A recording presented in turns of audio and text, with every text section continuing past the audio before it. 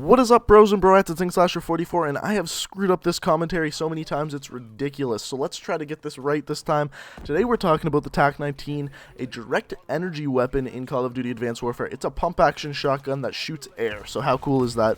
I think this gun might be one of my favorite to use in the game. However, unfortunately all the shotguns in this game are kind of underpowered, but they said they've been coming out and fixing that, so there's going to be a patch to buff pretty much every gun in this game, what it sounds like, coming out soon. So stay on top of my channel, check your sub boxes, that will be coming out soon. As soon as I find anything out about it, you'll have a video. But let's get into talking about the Tac-19. So as far as the in-game stats go, the things they give us is 16 damage, 6 accuracy, 5 fire rate, 4 range, 13 handling, and 16 mobility. Now, what you need to know about the Tac-19 is that to do well with this gun, you have to play incredibly passively. You have to be very, very patient and make sure every single gunfight you engage in, you have the upper hand. Reason being, this gun doesn't shoot very far. It actually drops off at about 10 feet, which is an incredibly short range in game.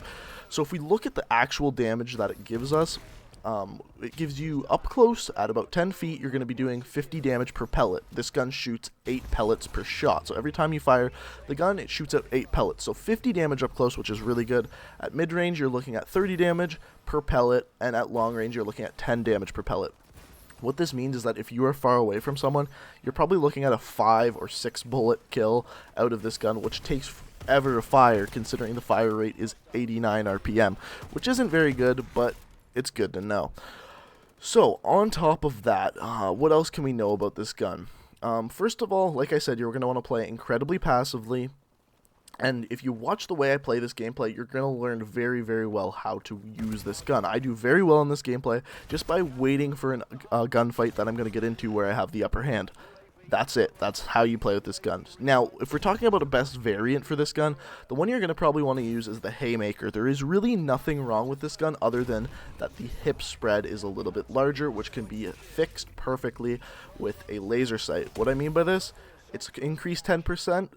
The hip spread's increased 10%. To fix that 10%, put on the laser sight, it'll be just like the normal gun. On top of that, this gun has an increased fire rate to 91. Everything else is the same, except you have to use a red dot sight. It's equipped with this gun. So that is probably the best variant for this gun. I know a lot of people think the bang stick is very bad or good, but the thing is the range is decreased, and that's absolutely huge with this gun, just because the pellets disperse a lot quicker when the range is decreased, and you don't want that whatsoever.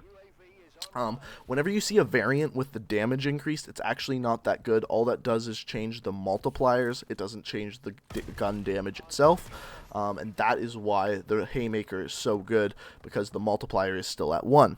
So if you're going to use a variant, my recommendation is the Haymaker. As far as classes go, literally use the same class I give out every time. Lightweight, low profile, toughness, and blast suppressor. Same thing as pretty much every time. The only other difference is if you're going to be using a sidearm, I really highly recommend using fast hands with this gun, just because that way you can switch between weapons that much quicker. So that's all I got for you today. If you found this at all useful, go ahead and hit that like rating. I tried to make it as quick as possible, but have as much information as possible. So I hope you guys enjoyed. If you did, go ahead and hit that like rating. Thanks for watching, guys, and until next time, peace out.